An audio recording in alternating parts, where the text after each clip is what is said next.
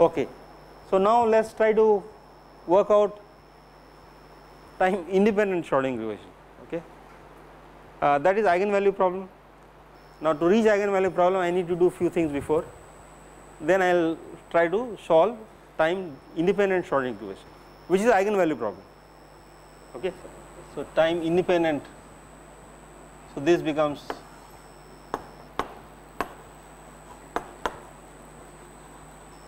so this is same as eigenvalue problem. So I will state in terms of eigenvalue problem. Okay, you see that how we get there. Okay. So before that I need to do some more work, how to solve nonlinear equations. So linear equations we will do later, that will be next week, but how to solve nonlinear equations.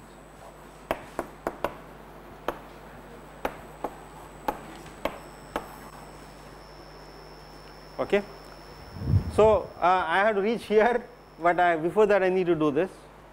So let us try to solve simple equation 1D fx equal to x.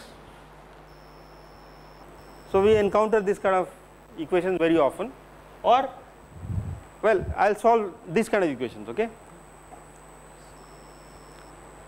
So one problem was what was there in the exam. Okay. So iterative method. So how to solve it iteratively? So we start with some guess value x0, and next step what is x1? So put x0, f of x0 should be give you x1. So next one will be x1, which is same as f of x0. Then I get x1. So then this is x1 basically, x1. Then I go to f of x1. So that will give me x2, and continue till you converge. That is xn minus 1 mod must be less than epsilon. Okay, remember this was there in the exam. Okay, so this is how we solve this equation. But is there a guarantee that this will converge? Is there a guarantee? Will it converge always or no? So what is the condition that it will converge? Okay, so we can work out the condition when it will converge and when it will diverge. So let me just work out the condition, which is easy. So is the idea clear? So this is iterative procedure, we call it iterative procedure. So this just goes like that. Okay. So let us say that my answer is x star. There could be more than one x star, but I am close to that. I am going to, let us say that one of the solution is x star, and I start from a value near the x star. So imagine that I am starting with xn, so I will do for arbitrary xn. So I am looking at xn, so I want to see what is the xn minus x star. So this is error at nth interval, and relate this to xn plus 1 minus x star. So if this value mod is less than this, then you are converging. That is the idea. So what is xn plus 1 minus x star? This will be xn plus 1 is fxn by definition, and what is x star? X star is same as fx star, because that is a solution. Now since xn and x star are close by, I can do the derivative. I can do Taylor expansion. So Taylor expansion gives me, this Taylor expansion will be fx star plus xn minus x star f prime of at x star. I am expanding near x star, okay, and I drop the higher order terms. So plus higher order terms, drop it, minus fx star, and fx star x star cancels. So what do I get? So I get xn plus 1 minus x star is xn minus x star f prime x star. Okay. So, this is ignoring the higher order terms, which will work if you are close to the solution. Now, if you are close to the solution, then now I know the condition.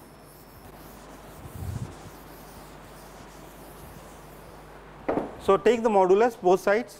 If I am going to do it right here, take the mod. So, the condition of convergence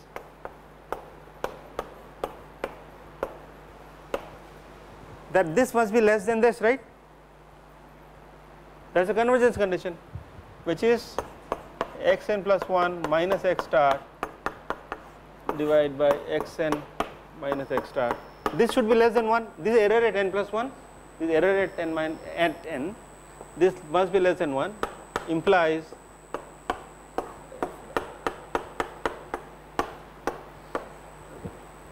okay. So, this is a stability condition. So, you have to know that derivative is less than 1, mod of derivative. So, there is a famous equation which is very fascinating equation, which is xn plus 1 is xn a, or I had put r 1 minus xn. So, these f of x n. So, what is it called? It is a quadratic map or logistic map.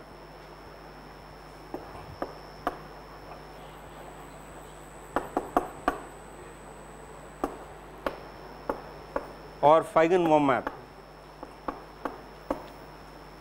It has many names, but these are. So, this has in fact we can compute the solution right away analytically. So, what are the analytical solutions? X star. So, just put so I want to look at for fx x equal to fx, x star equal to fx star. So, I am looking for a solution of the fixed point or the point where x equal to fx, and I am calling it x star. So, the solution is x star 1 minus x star. So, what are the solutions?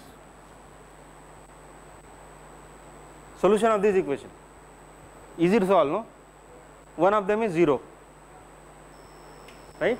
So, the solution is x star is 0, right, 0 0, and the other solution is 1 equal to r 1 minus x star, that is when x star is not equal to 0, then they cancel, and this implies, so this one equation, other equation will be x star equal to 1 minus 1 by r.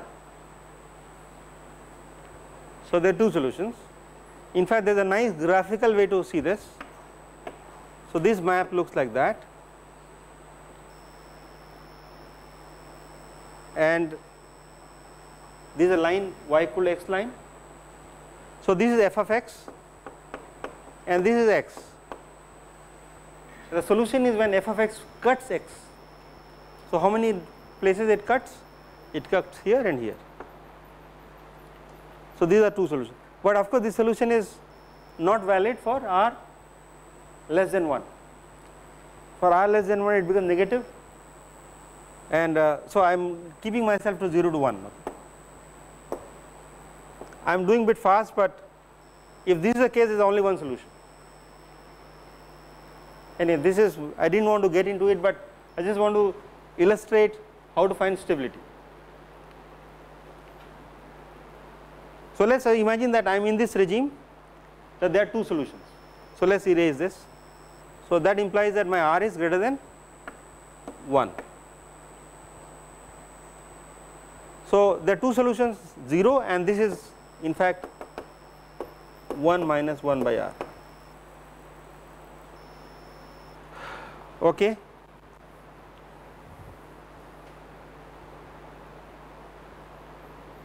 So, let us look at 0. Is it stable or unstable, by the way, right now? Is 0 a stable solution or unstable solution from the picture? What? Stable? How many you think is stable? Raise your hand, stable. So there was one vote stable. Unstable, raise your hand. And third is don't care, I mean stable. So don't care category, or I don't know, fourth category. It's easy, the slope here is greater than 1. Slope tan 45 degrees is greater than tan 45 degrees. So slope is greater than 1, this is unstable. Okay, and this slope you have to see whether it is less than 1. Right now it looks like it is greater than 1, but for some values of r it is less than 1 and then it is stable. Now I can compute what is the condition. So let's see this equation. I have to just compute f prime x star, f prime x star. So take the derivative of this. So what is the derivative of this? R. So f of x will be just xn is replaced by x. So x minus x squared, derivative is 1 minus 2x. Is that clear? So this is what derivative of f of x. Now plug in the value x star equal to 0. So f prime at 0 is r. For r less than 1, 0 is a stable fixed point or stable point. So if I start this process, I will converge to 0. However, for r greater than 1, this is unstable. It will take you away from 0. In fact, this is going to take you away from 0 and bring you here until when? So let's figure it out. So now f prime of x star, which is 1 minus 1 by r. So I have to put the value of x star, this value. I am not doing very fancy algebra, okay. Feigenbaum, in fact this part was simple, because he did very complicated thing later, but this part was simple stuff, and I am not sure how many of you tried after the exam. So what the parameter given was stable for this fixed point, and we can figure it out for what values of r is stable. So let's put it here, r 1 minus 2, 1 minus 1 by r. That gives you r 1 minus 2 will give you minus 1 plus 1 by r, 2 by r. So that gives you minus r plus 2. Now I have to take the mod of this. So what is the band of r for which this mod will be less than 1? For what range of r modulus of this is less than 1?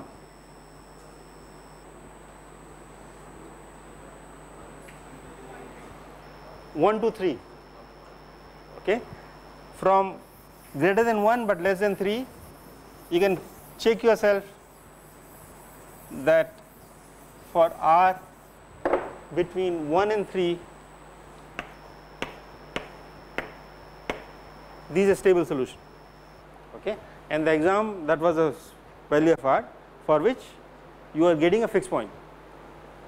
So for r just above 3, you jump around 2 values like this. So this is called period doubling. Okay. And so this system shows chaos. For r 3.6 it will show chaos. You can just compute, I mean this is simple stuff, you can just iterate it like this and you find that your xn will be chaotic. It will just jump between various values. Okay. Anyway, that is not my main point of discussion today, but this is how we solve x equal to fx. Now there is another way to solve x equal to fx. This is method 1. Method 2. Method 2 is called midpoint method. So suppose I have a solution like, I have f of x like this. So this is my root x star. So choose 2 points. Can it take few more minutes? Like I'll just finish few of these, okay. They're very simple, but I'll just finish it off, okay. So start with 2 values, x0 and x1. But you have to make sure that one of them is to the left and another one is to the right. You should be bracketing the fixed point or your solution, the root. This is also called root finding. So I am finding the root of this equation. So next time I am going to take the average of the two. So average is x2, which is x0 plus x1 by 2. Now x2 is here. So now I am now going to, I am getting closer to the fixed to my solution. So this will remain as left and this will go to the right. So now my bracket has, instead of this, it has become this. You have to keep checking that my my solution is within error bound. I mean, you may not get x star completely, but you say, well, my f of x star is less than epsilon. After this, what do you do? Again I do the midpoint. My midpoint will be somewhere here. Now what is my bracket? Should I choose x0 and this one as bracket? No. So this is my x3, my bracket will be x3 and x2. So you should say left and right, and you have to choose one in the left and one in the right. So your new value is going to replace my left value now. Next time I do the mean, I will be here, I replace the right of them with this. So iterate this. So keep computing the midpoint, and midpoint will either be the left or next right, and it will very quickly converge to the solution. So this is called midpoint method. This is straightforward, you have to just program it and you can get it. So I discussed two methods, one is iterative procedure and second is midpoint method. Okay. The Newton method I kind of quickly went through it. So let's just do it again. So if this is my function, then I want to find the root here. Then idea is, suppose you are here at this point, this x, then take the slope at that point x. Okay. So I am going to call it xn, and this will be xn plus 1. So you can see that this is closer to x star. So how do I find the value of xn plus 1? So from the property of slope, this is fxn. So f prime of xn, so I am finding the slope here, which is fxn divided by, sorry, this is n plus 1 is here, okay. So xn plus 1, xn minus xn plus 1. Right. So from here I can get xn plus 1 equal to xn, just bit of algebra, okay, xn divided by fx. So we iterate it, is faster, but you need to compute slope. Okay. Now there is a related scheme called secant scheme.